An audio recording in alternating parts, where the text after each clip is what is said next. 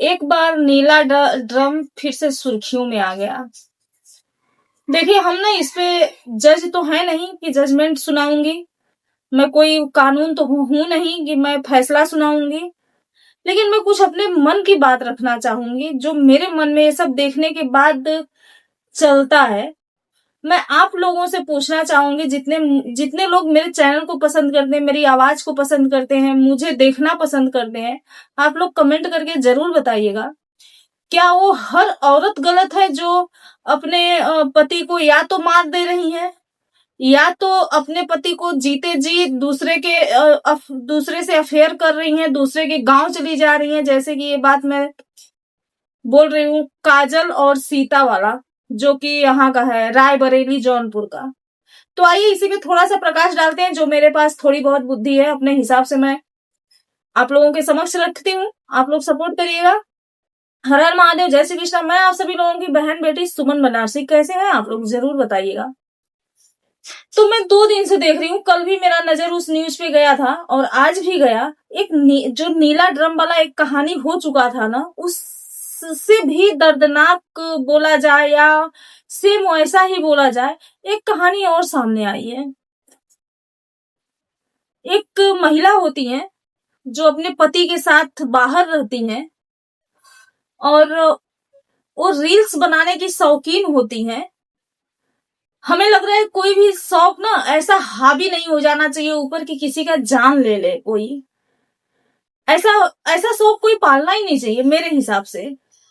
तो रील्स बनाने की शौकीन होती हैं और उनके पति भी रील्स में आते हैं, वो भी उनके साथ बनाते हैं, सपोर्ट करते हैं। लेकिन सुनने में आ रहा है कि उनके पति दारूबाज थे, नशेड़ी थे, बहुत दारू पी रहे थे और 2 बच्चे के बाप थे और एक ठेके पे काम करते थे, जहाँ की ईंट का ठेका था, जो कि बारिश में वहां पे काम कम हो जाता है।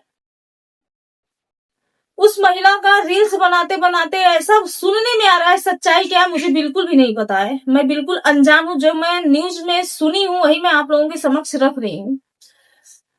तो सुनने में आ रहा है कि रील्स बनाते बनाते ही किसी के साथ इनका चक्कर चलने लगा, अफेयर हो गया, जो कि आजकल के जमाने में तो एकदम जैसे कि दाल भात का कवर हो गया है, सानो और खा लो, ऐसा हो गया है। लेकिन यहाँ पे सहानुभूति मैं कहाँ पे दिखाना चाह रही हूँ कि जो 8 साल का बच्चा है ना उनका, वो जो बाइट दे रहा है मीडिया वालों के सामने, उससे मैं सहानुभूति दिखा रही हूँ कि दारूबाज पति था और दारू पी करके आए दिन घर में मारा पीटी करता था, पत्नी को मारा करता था, छोटे 2 बच्चे थे, एक भाई और एक बहन, उन दोनों को मारने की धमकी दिया करता था। हो सकता है कि एक कमजोर कड़ी है जिससे कि वो किसी और के संपर्क में आ गई, लेकिन इसको समझना चाहिए कि अगर अपने नशेड़ी पति को छोड़ रही है तो एक नशेड़ी प्रेमी क्यों, है ना। यहाँ पे मिस्टेक है ना, बहुत बड़ी मिस्टेक है कि अगर तुमको तुम्हारा पति जब दारू पी रहा है वो नहीं पसंद है, तो प्रेमी दारू पी रहा है तो वो कैसे पसंद आ गया। थोड़ा सा तो अक्ल लगाना चाहिए। सब लोग अनाज खाते हैं भाई, कहाँ बुद्धि चली गई है सबकी। इस बीच में पीटा जा रहा है छोटा सा 8 साल का बच्चा। आइए इस कहानी पर प्रकाश डालते हैं, क्या हुआ, कैसे हुआ, पूरा वाच करेंगे तभी आप हमारे बात को समझ पाएंगे, नहीं तो नहीं समझ पाएंगे। तो एक दिन क्या होता है कि जो प्रेमी होता है उसका नाम जितेंद्र होता है और जितेंद्र के साथ इस जो औरत होती है, इसका पति, ये दोनों घर में दारू पीते हैं और दारू पीने के बाद पत्नी से झगड़ा करता है और एक लोहे की सलिया लेकर के उठता है और बोलता है मैं तुझे भी मार डालूंगा, दोनों बच्चों को भी मार डालूंगा।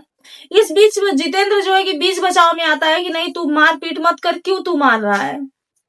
ये सारी चीजें होती हैं।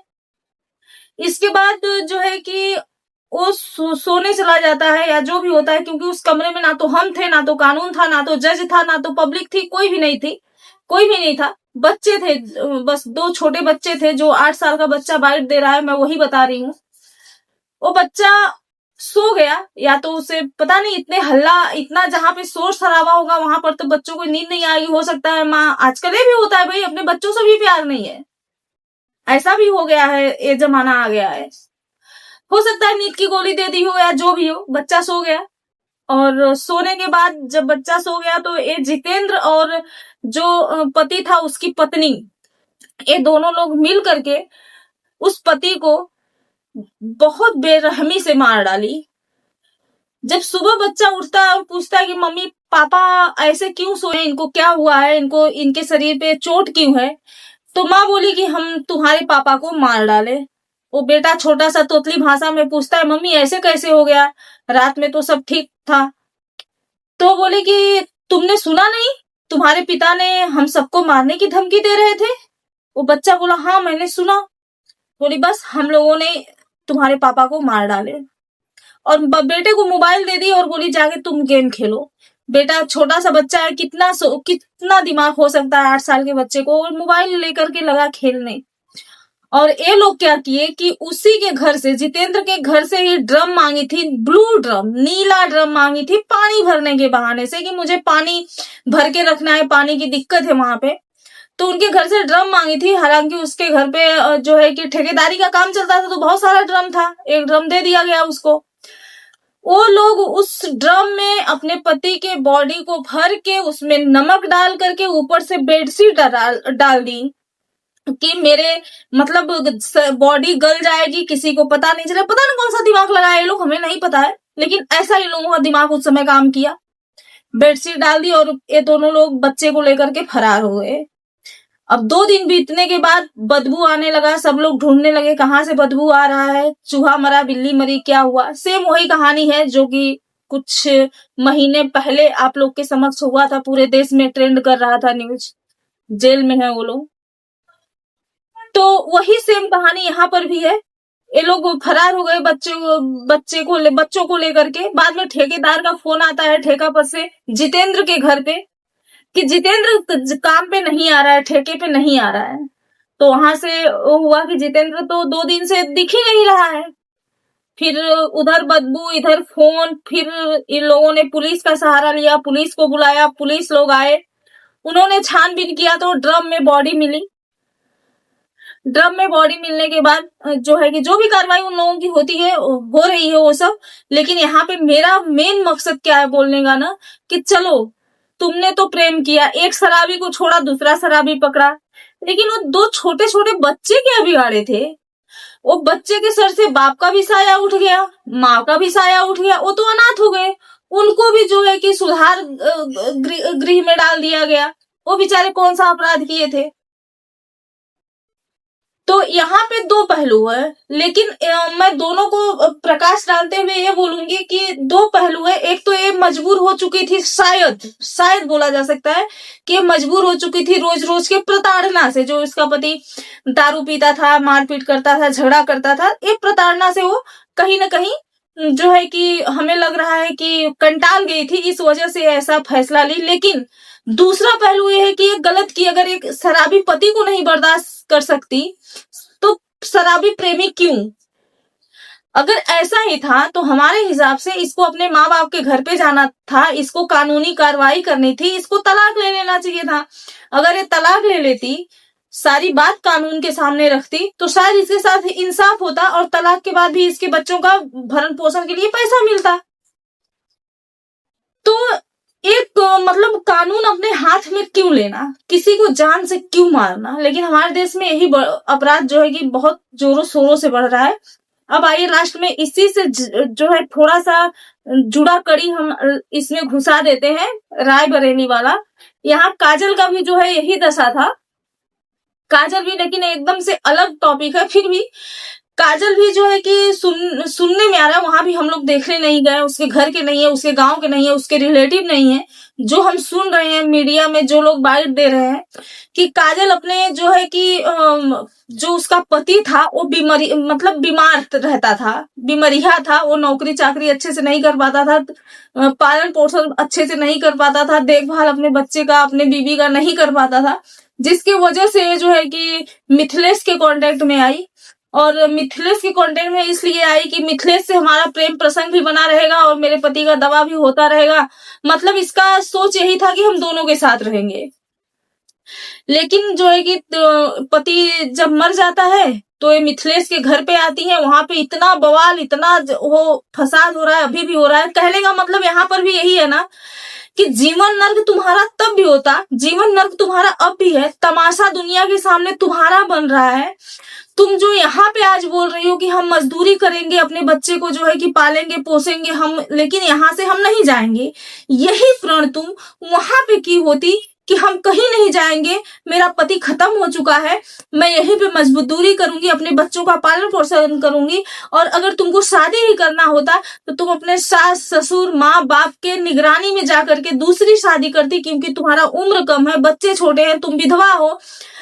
तो ऐसे बहुत सारे आदमी मिल जाते जो जिनकी पत्नी मर चुकी है या जिनकी पत्नी छोड़ के चली गई है, ऐसे बहुत सारे हमारे देश में, हमारे गांव घर में आदमी पड़े हैं जो तुमको उठा लेते और बहुत इज्जत की जिंदगी तुम जीती। आज यहाँ पर आकर के तुम एक बसा बसाया घर को तोड़ दी, उजाड़ दी, आज सीता सिंदूर लगाना छोड़ दी, इसलिए किसी भी पत्नी को घिन आ जाएगा, किसी भी पत्नी को घिन आ जाएगा कि मेरा पति एक पराई औरत के पास गया मेरे रहते हुए और उसके मांग में सिंदूर भरा, तो मैं क्यों सिंदूर लगाऊं, वही लगाए। लेकिन सीता का जो बार बार बयान बदल रहा है, लास्ट में वो निर्णय ली है कि मैं अपने गांव में, अपने घर में उसको नहीं रहने दूंगी, वो मिथिलेश के साथ कहीं भी रहे, हमें कोई फर्क नहीं पड़ता, मैं अपने घर पे रहूंगी, क्योंकि मैं शादी करके आई हूँ, भाग करके नहीं आई हूँ, वहां मेरा अधिकार है, वो प्रॉपर्टी मेरी है, जमीन मेरा है, घर मेरा है, मेरे बच्चे का अधिकार है, और वो एकदम अपनी जगह पे सही है, वो एकदम सही है। लेकिन मिथिलेश को भी समझना चाहिए कि एक औरत को झूठ बोल करके फंसा करके कि हाँ मैं कुंवारा हूं, जबकि तू 3 बच्चों का बाप है बेटा, तो तू कुंवारा बता करके एक औरत को फंसाया है। सोच तेरी कितनी घटिया बुद्धि है, तू अपने बच्चों का नहीं हुआ, अपने बीवी का नहीं हुआ, तो तू काजल का क्या होगा, घंटा होगा। लेकिन बस वही है कि आज के जमाने के लोगों का बुद्धि सड़ गई है, घास चरने गई है, जो लोग समझ नहीं पा रहे हैं और ऐसे दलदल में फंस रहे हैं कि पूरे समाज में तमाशा बन रहा है। काजल कहाँ तुम मुंह दिखाओगी, कहाँ तुम निकलोगी, सब लोग पहचानेंगे। पहले तो तुम्हारी शादी भी हो जाती, अभी तो कोई शादी करने से डरेगा। हाँ, हालांकि कुछ मनचले वहां पे लाइन लगाए बैठे हैं कि काजल को मिथिलेश नहीं रखेगा तो हम शादी करेंगे, हम एक मुस्लिम भाई भी आया है, हम शादी करेंगे। हद है भाई। अपना नहीं कोई संभाल पाता तो कोई दूसरे का परिवार क्या संभालेगा। पहले खुद को लोग संभाले, इसके बाद दूसरे का संभाले। दूसरे की बीवी बहुत अच्छी लगती है, दूसरे के बच्चे अच्छे नहीं लगते हैं, एक कड़वा सच है। तो अपने पैर में अपने से कुल्हाड़ी मत मारा करो। आप लोग शादी करो, छोड़ दो, तलाक दे दो, जिसका मर गया वो दूसरी शादी कर लो, बहुत मिलेंगे। समाज में सर उठा के जियो। ये इस जिंदगी का और इस पैसे का क्या करना, जो इज्जत बेच करके पैसा है, दुनिया के सामने खुद का तमाशा बना करके पैसा है। ऐसे पैसे को तो करोड़ों अगर मुझे मिल जाए तो लात मार दूं, मैं ऐसी हूँ। तो बस अपने बारे को भी जानते हैं। हालांकि वीडियो बहुत लंबा हो चुका है, फिर भी आप लोग लास्ट तक वॉच करिएगा। हर हर महादेव, जय श्री कृष्णा।